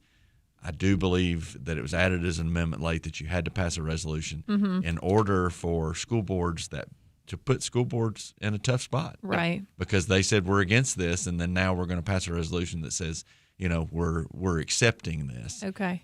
But if you read the model resolution, it says we are only accepting Part 4, which Okay. is the $2,000 bonus. Okay. But that's really semantics at Okay. this point. It's a wordplay. Well, we have to take a break here in just a second, but I do want to continue diving into this. And when we come back, I specifically want to see what exactly would it entail? Like, what are we committing to if you accept this money? What strings are attached to it, basically? Okay. So, Yep. but let's take a break real quick, and then we'll come back and talk a little bit more with you. So we'll Sounds be right great. back on Town Talk. Thank you.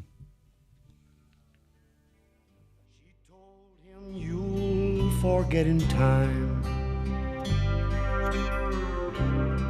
As the years went slowly by, she still preyed upon his mind. He kept her picture on his wall. Ascension St. Thomas River Park is here to listen to you because caring for you is our #1 priority. Ascension care teams start by understanding you, your health, and your life to deliver care that's right for you. Now offering cardiac CT angiography services, a non-invasive cardiac exam that looks at the blood vessels that supply blood to the heart and can detect if plaque has narrowed the coronary arteries. The compassionate, personalized care you've come to expect is right here in McMinnville. We're more than just a hospital, ER, and a clinic. We want to give you hope, health, and strength. McMinnville, you're a part of me. McMinnville, McMinnville, Tennessee. There's nothing like you anywhere around. I'm proud to say you're my hometown.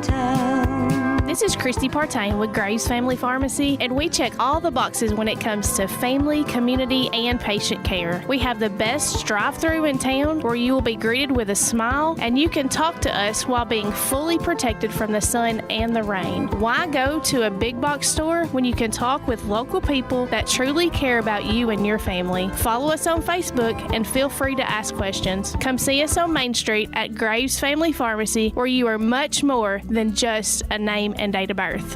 McMinnville, Tennessee. Douglas and Lanier, that's where I choose to be. Douglas and Lanier, that's the agency for me. For rock-solid insurance coverage or sound financial planning for my family's future, Douglas and Lanier is where I choose to call home. Call Douglas and Lanier, your local Erie agents, at 811 Faulkner Springs Road, McMinnville, at 931-474-0044. Did you know that NHC was the first Medicare-certified home health care agency in Tennessee? NHC Home Care has been committed to providing exceptional care. The reason for our success, we hire great clinicians who go above and beyond for our patients. And one of those is Jamie Harriman. Jamie has been practicing for over 32 years. When asked what she loves most about her job, she stated, seeing my patients get better and gain their independence back. So remember, when you need home health care services, ask for NHC Home Care and experience the NHC difference. Serving you for over 50 years. At Express Motors, we're working hard to reinvent the used car buying experience. For you, that means a transparent deal on only quality inspected cars by our own mechanics. And great extras like free oil changes, free tows, and discounted service after the sale. We are the buy here, pay here car dealership you can trust. So come see us at 352 West Morford Street in McMinnville. Express Motors, where peace of mind and car buying come together. See our inventory now at expressmotorstn.com.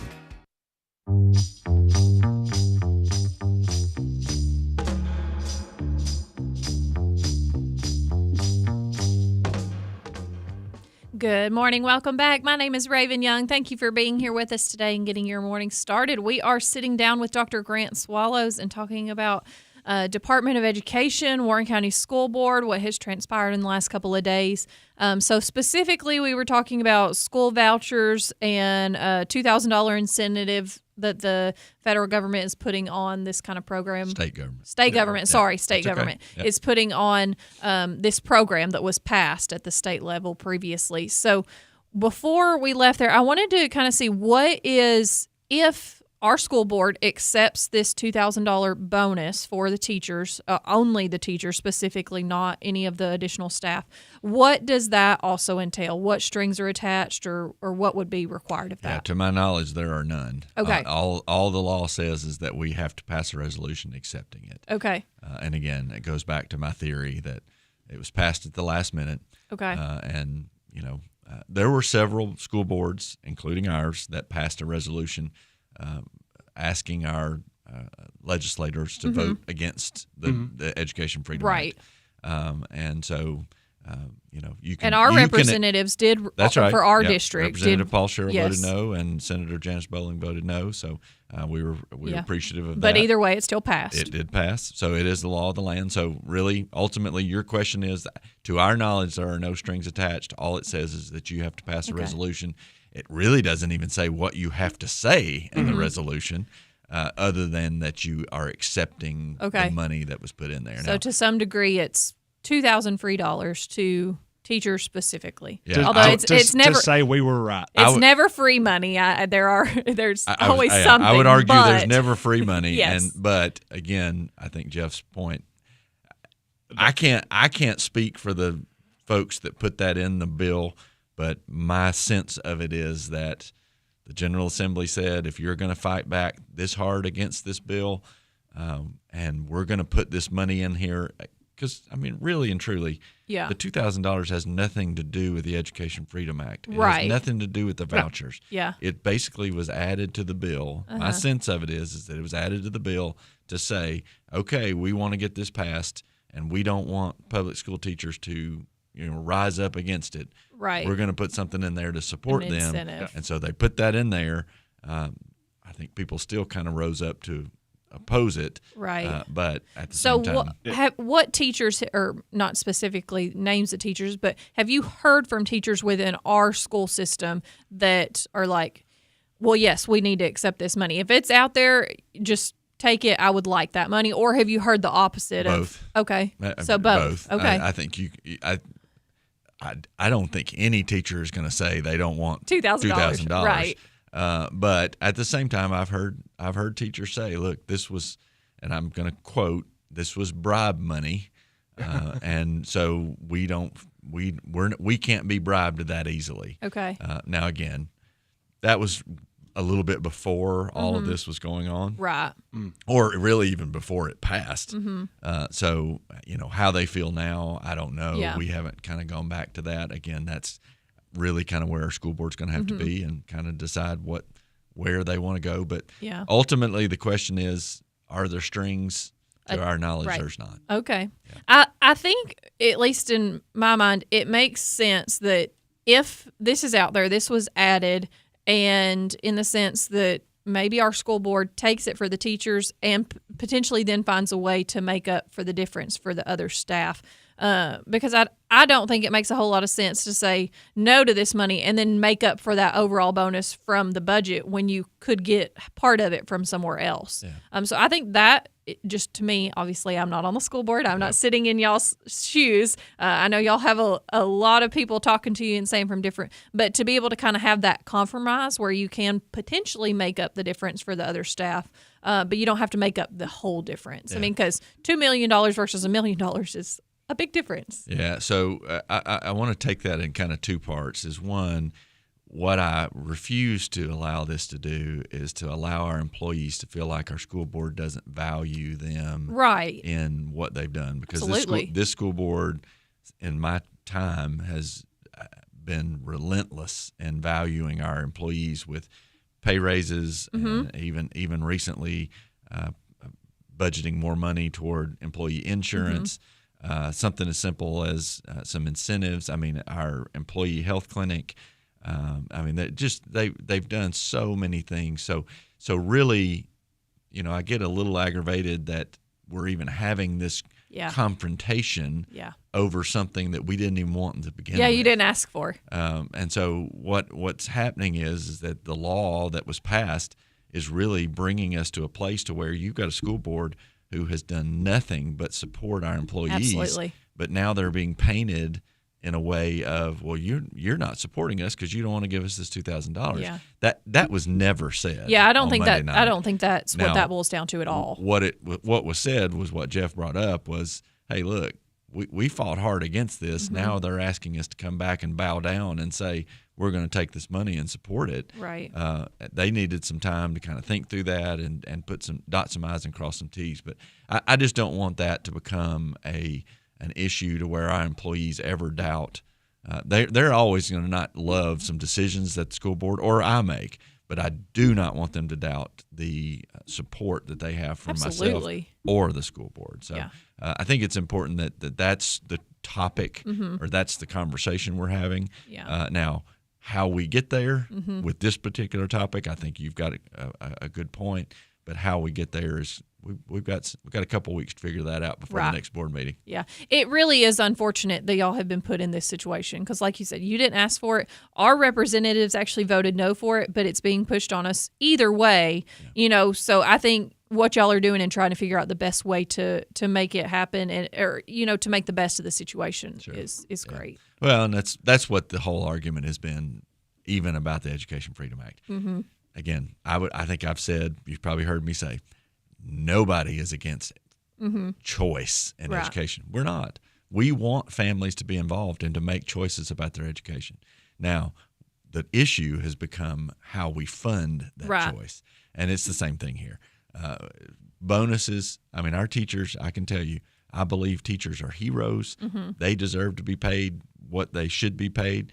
And that's more than what we're paying them right now. But at the same time, and credit to the state government that they've given money that's Mhm. helped us to increase those salaries. Right. Over the last 5 years, that's been a priority for them, and that's played out. But at the same time, we're moving to a point to where we want to make sure they're valued. and in that valued, we've got to do some other things to make sure that we're putting things in place to support them, and the part of that is salary, part of that is what we've already done, and then based on what we're seeing at the national level, who knows where we're going to be coming. Well, and next just time. to clarify, also, this is technically a bonus. It's not like an addition to a salary that will be multiple years. This is just a one-time bonus. One-time bonus. Okay, that's right. Yeah. All right. There are discussions, of course. It's budget season. Right. There are discussions that the governor put in place a requirement that the minimum salary be $50,000 by next school year. Okay. We're at $49,500. So everybody can count on the fact that there will be at least a $500 raise. We hope that it'll be more than $500. Along with their step raises. So there will be a raise coming next year. Okay. We don't know exactly what that'll be, but this money is strictly a bonus. Okay. All right. Well, we have got to take another quick break, but as long as you're okay with staying around a little bit longer. Sure. Okay. Because I've got some more questions coming up. I do want to, when we come back, kind of talk a little bit about, because you said that this has to be done this fiscal year before. So how is it going to affect teachers that maybe are looking to go to homeschool and things like that actually won't be there in the future? So I kind of want to touch a little bit, if you know, on that topic. Yep. When I we don't come know, back. but we can touch on it. Okay, well let's discuss it a little bit. But so we will be back after this break with Dr. Grant Swallows.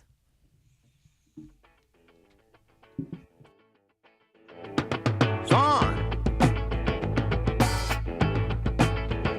Well, now me and Homer Jones and Big John Talley had a big crap game going back in the alley. And I kept rolling them 7 and winning all them pots. My luck was so good I could do no wrong. I just kept on rolling and controlling them bones. Peanut butter and jelly, Batman and Robin, macaroni and cheese. These things go so well together, but Ben Lomond Connect would like to add one more thing. Ben Lomond Fiber and Ben Lomond Home. Our national leading speed price offering on a synchronous gig with a top-of-the-line Wi-Fi 6 router, an app to manage your family's experience, and in-depth customer support for just $2 a day. Bring out the best in your home's Wi-Fi experience with Ben Lomond Fiber and Ben Lomond Home. For more information, contact your local BLC office or go to benlomondconnect.com. This Saturday morning, 10 a.m. and then 1 p.m., we're having 2 big Tennessee auction sales. At 10 a.m., we're selling a 3-level rustic home on Collins River. This home has character galore and situated on a private oversized lot just off Fairview Road and Highway 8. The address is 224 McGee Road. Watch for the auction signs. Drive out to this estate sale, take a look, and be ready to bid on auction day at this unique property. At 1 p.m., we're selling 342 acres and 11 tracts that offer creek frontage and $1 million mountain views. This property is located in the Irving College community across from 984 South Lee Hollow Road, McMinnville, Tennessee. These tracts are selling to the highest bidder live and online. Go to DonaldHillisRealty.com or call 473-7774. Free cash will be given away. 35, but give 45, now 55, now 65, now 75, 85, here to give 5, now 75, 85, here to give 5, how to give 75, 85, to give 5. Last call, 75, 85, sold $75. McMinnville, are you ready? Pioneer Building Supply is throwing back to the grooviest decade with a far-out 1970s retro event the week of April the 1st. Dig out your bell-bottoms and platform shoes because it's going to be a blast from the past. We're your one-stop shop for lumber, tools, and building supplies. Whether you're tackling a major renovation or just need a few materials, we've got you covered. Stop by and see us at 231 Northgate Drive, Suite 250 in McMinnville, or give us a call at 931-473-7777. Our friendly team is ready to help you with your next project. Since 1975, we've been the name you trust.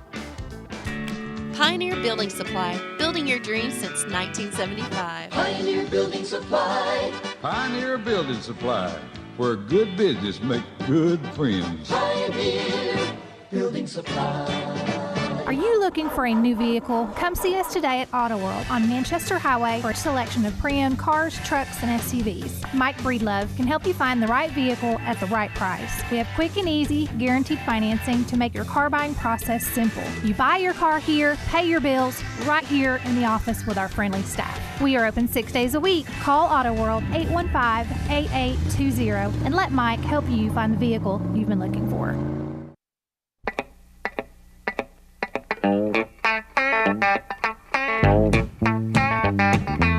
Yeah! Here comes Amos! Good morning. Welcome back. My name is Raven Young. You are listening to Town Talk, and we are talking with Dr. Grant Swallows on everything education. So, education. That sounds like a good name of a show. You know? Hey, I'll Dr. tell you give what. me my own show, Everything Education. Chad Graves. That's right. He's probably listening. You so. put it out there, and it's going to happen. I promise you. You'll be on like Thursday night at 5:00 every single week. Oh gosh. So we were talking a little bit about, and I wanted to get into when this money goes out. So the $2,000, or if the money even goes out. I mean, we're still in the early stages on that discussion. If the money were to go out, and the state is mandating it has to be spent this fiscal year, but what if? Because there's a whole bunch of changes in the incentives for people to homeschool or go to private education and things like that now. And actually, that's, I guess, going to be a two-part question. So, one, did those teachers in private schools get it as well? No. Okay, I no, do it's just the believe it's public just schools. schools. Okay, Yeah. all right. But then, if some of those teachers are leaving, because I do know actually of a couple that are choosing to go to a homeschool route, Or teachers that are retiring. or retiring, things like that. So how does this money work then for that? We really don't know. We don't know enough about this, and that's the other part of that I'm glad that the school board tabled this, because we simply don't know enough to make an informed decision. What we do know is that they want it to go to the teachers for this school year. Right. But they're also telling us that they will not give us the money until the next fiscal year. Right. So, I mean, it's not like those teachers that are leaving we wouldn't still have access to give them that money. I mean, we would still be able to pay them. Right. I don't imagine somebody's going to retire and move to another country in June. Now they might. If You they never do, know, but- if they do, I would say leave a forwarding address. And so, we'll work through all those things. As I said, I even said it Monday night. One of the options they gave us was you can pay it out, and then we'll reimburse you. Yeah. But Which again, doesn't we're talking sound like about- a safe bet. We're talking about $1 million. Right. Not many people just have that sitting around Right. to do that. Plus, if we did that, we would have to go to the county commission to ask them to help us, to let us do a budget amendment to move that money. And so, again, that's a whole long process in and of itself. Yeah. So we'll just have to wait and see that. So when do you have to actually make the decision by? Like, when does it have to be? Is it just by the end of this? I think so, probably Okay. by this year. So you have a couple of months, because it does sound like there's a lot of stuff that we don't know yet, that just hasn't, either the information's not out there, the state hasn't given it to you, or whatever. And especially when making decisions like this, you need to be able to make a very informed decision when you're talking about millions of dollars. There are some school boards around us that have already made decisions on accepting it. I don't think we would hear it if they weren't. But there's some that begrudgingly they are making decisions to take it, and so I know Putnam County was one that was actually mentioned Monday night as well. Two of our school board members attended that school board meeting in Putnam County, and they had a lot of conversation around it because they felt the exact same way. But Did they vote ultimately no passed it. as No, well? They passed. No, did they vote no previously? They had a resolution that was in opposition, but then they turned around and passed this a resolution in order to accept that money too. So again, it's one of those things that over the next few weeks we should know more, and we will give all of that information to the school board members as they make that decision. And there was a listener question that I wanted to ask. The Educational Freedom Act, do you think it would have passed if it went to a referendum vote for the state? Ooh, boy. I don't know. It's a good question. It was really tight. Yeah. We saw several surveys, depending on what question was asked. So if I asked, do you support education freedom for all families? I don't know who would say no to that. Right. Then you put now- the other stipulations with it. That's right. Now, if you ask the question, do you want to take public tax dollars Mhm. that were earmarked for public education and give it to private education, then that changed the narrative. There's more gray The area first there. question, it was like 80-20. Yeah. The next question, it was like 45, 40, 55. Okay. Mhm. And so, again, it just depends on what you ask and how you ask it. Right. Honestly, when it passed, frankly, I said to my wife, I'm kind of just glad it's over with. I'm tired of talking about it. Yeah. We're just going to figure it out. Right. It's just Yeah. what we do. That's what you have to do at this point. I will never begrudge a family for making a decision that's best for their kids. That's Mhm. what we want. Now, do I think public school is a good option? Mhm. Yes, I do. I wouldn't work here if I didn't. Right. I wouldn't have 3 kids in public school if I didn't. But at the same time, every family's got to make the best decision for themselves, and now they have another avenue for it. Right. Now, I will be a fierce advocate for making sure that our public school system is funded in the way it needs to be able to provide the education that we need to be able to do. But at the same time, it is what it is. They've passed it. I think it's just like if I stayed on and talked to Jeff about the transfer rule in high school sports, Yeah. you'd have some that'd be like, absolutely not. And then you'd have some coaches that would say, absolutely not. But it would be Right. really nice if I could get that transfer in, that 6'5" post player that would make a difference on my basketball team. So, again, it's all over the board. Yeah.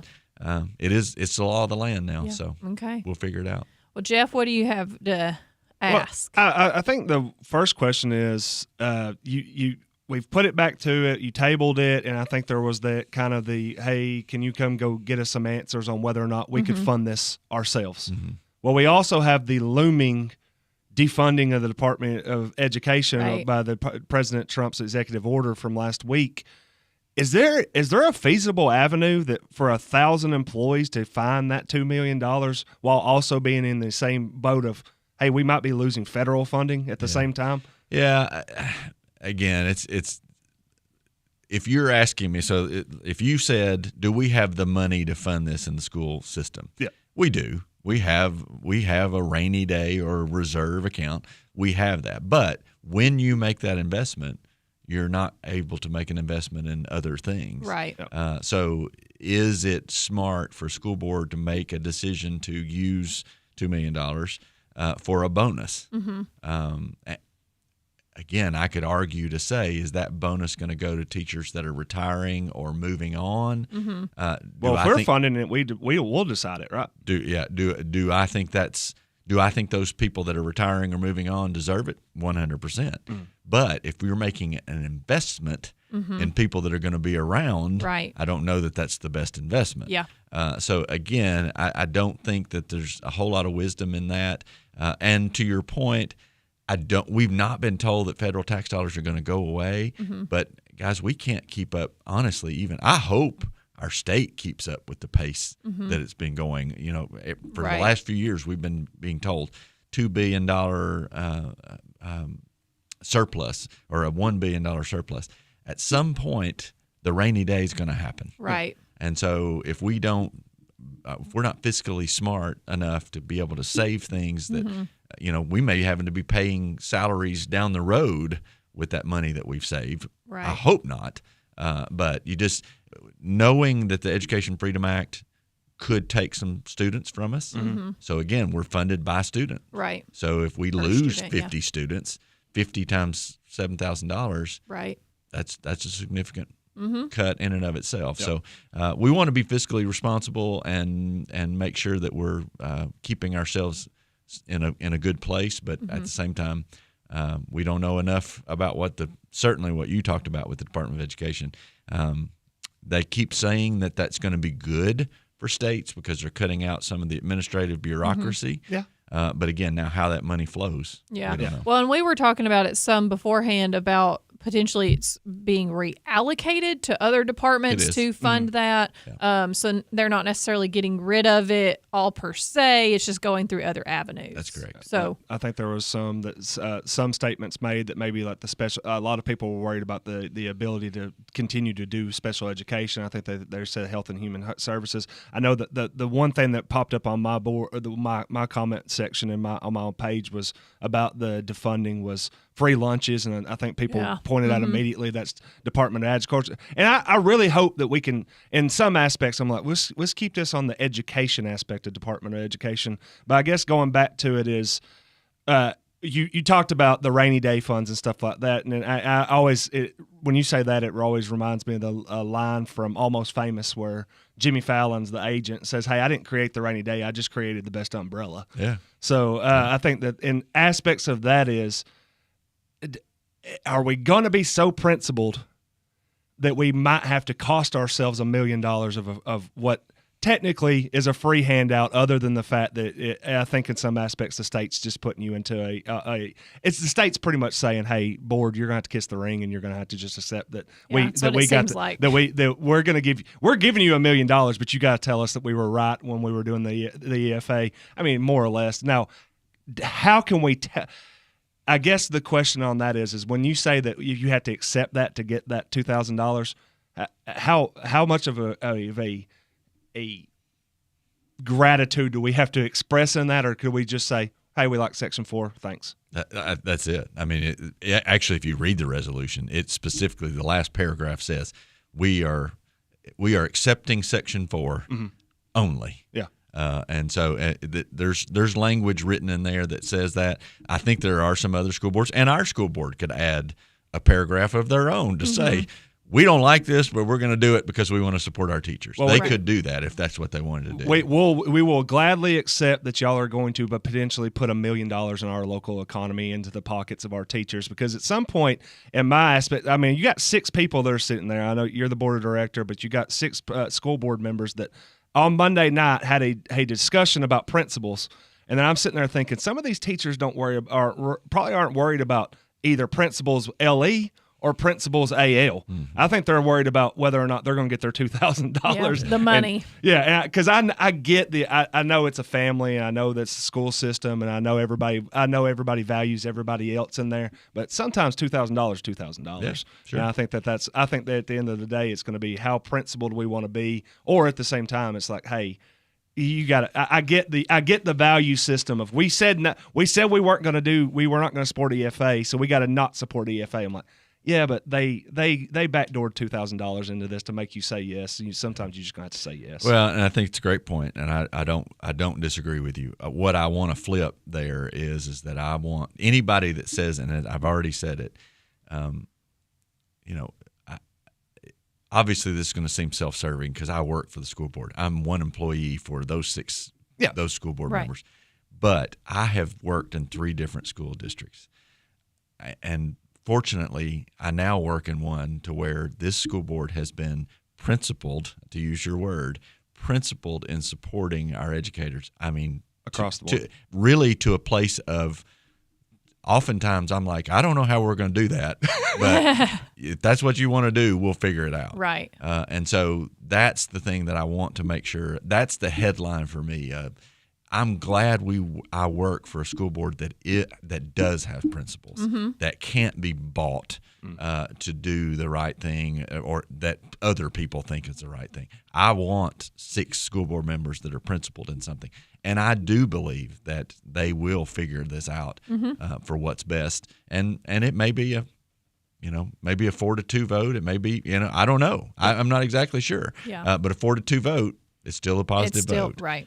So, again, I think that's what we've just really got to make sure that we understand is that those school board members need to make that best decision. And listen, when they started, I'll go back to the cell phone thing. When we first started talking about that last year, I had no clue. That was one of those things that I was like, I have no idea how this is going to go. And I don't know how we're going to do it. But they took 2 school board meetings, and then finally in the third one, they passed it. And so that's what has to happen in this one too, is figure it out, pull it apart, have all your conversations, talk to your constituents, talk to your teachers, and then they'll ultimately make that best decision. Okay. Well, we have to take one more quick break, but we're going to come back and wrap up with Dr. Grant Swallows. So everybody stick with us because we have a little bit more coming up for you, but we'll be right back with Town Talk.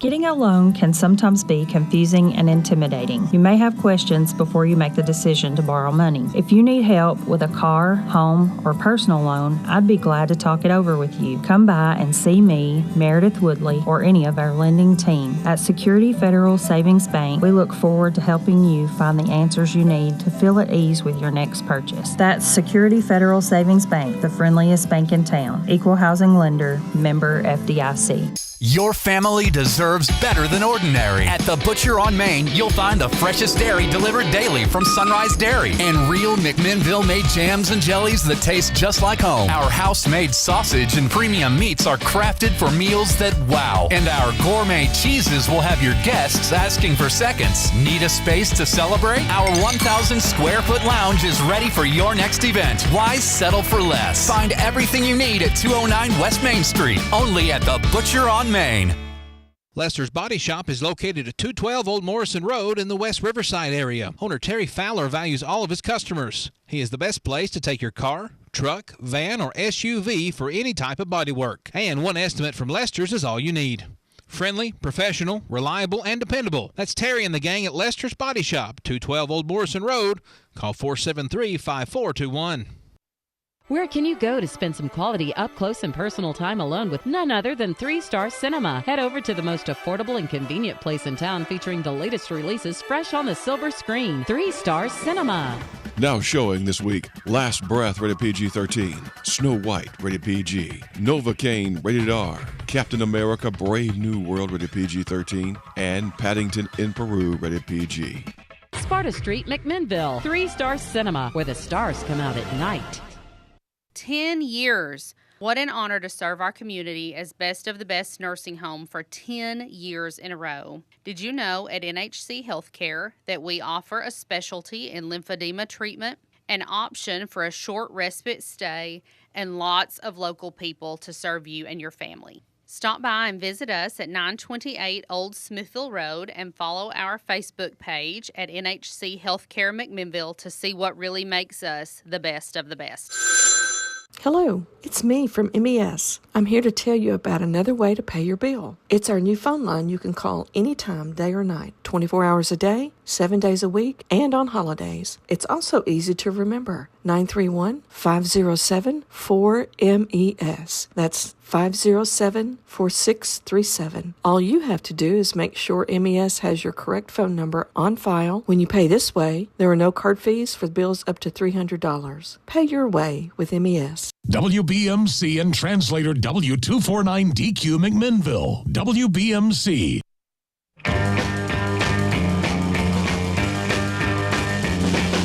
People try to put us to death.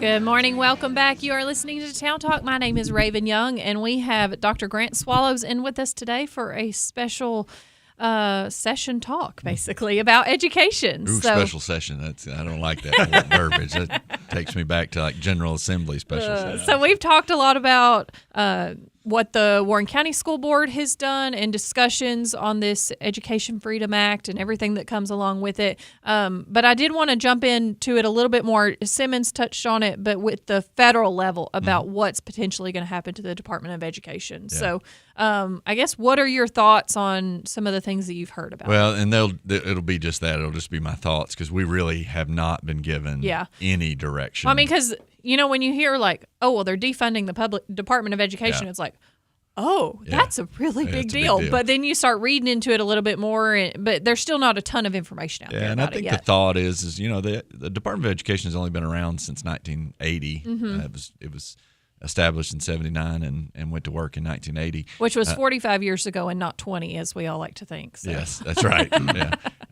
It's actually the year 79 was the year I was born, so it's getting more every time. So what they're saying is that the federal Department of Education is creating bureaucracy or administrative costs, and they're trying to cut that down. I don't think anybody is against that, but what we need to understand is that there are things that are law that have to take place. Right. So if you talk about a special education student that has an individual education program, an IEP, that's law. That is a law document. We have to provide those services. Right.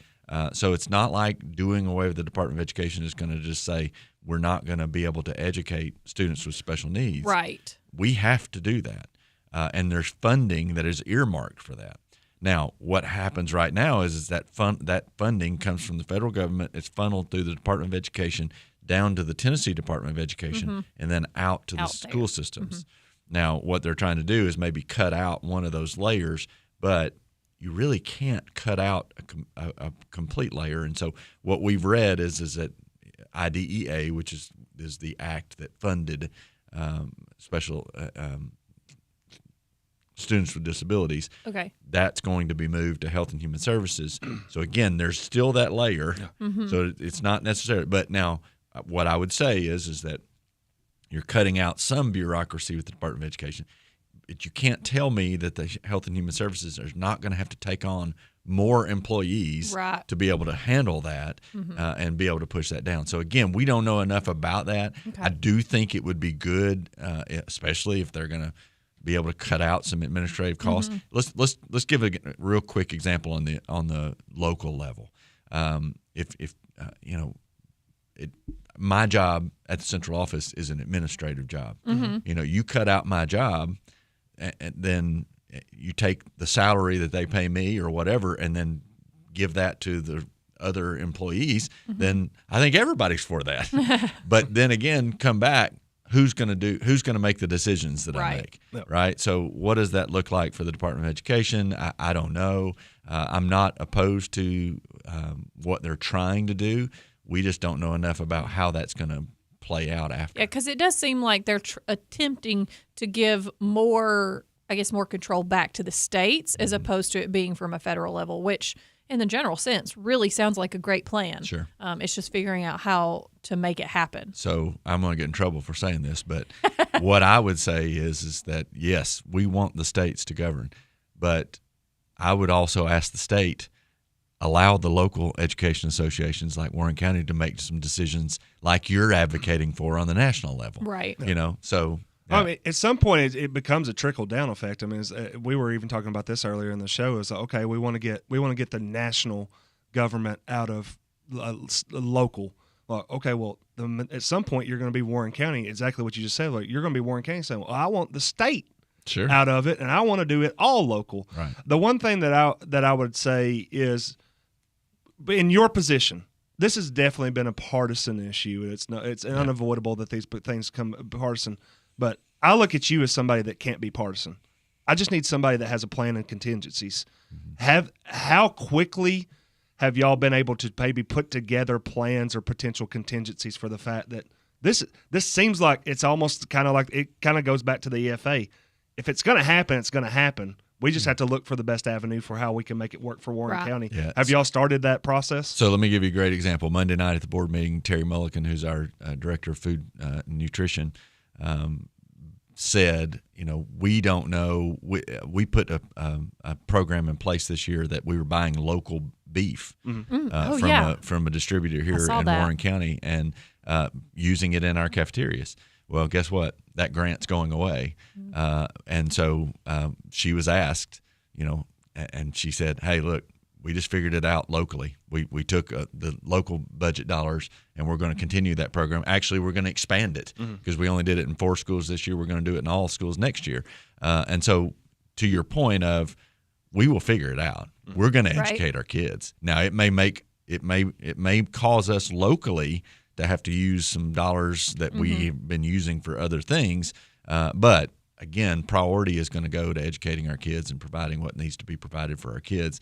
And then we might have to cut out some programs that we have done that maybe we don't. But we will pivot as quickly as we can once we know. It out. Once we know. And you touched on it about administrative positions against, like in-class positions.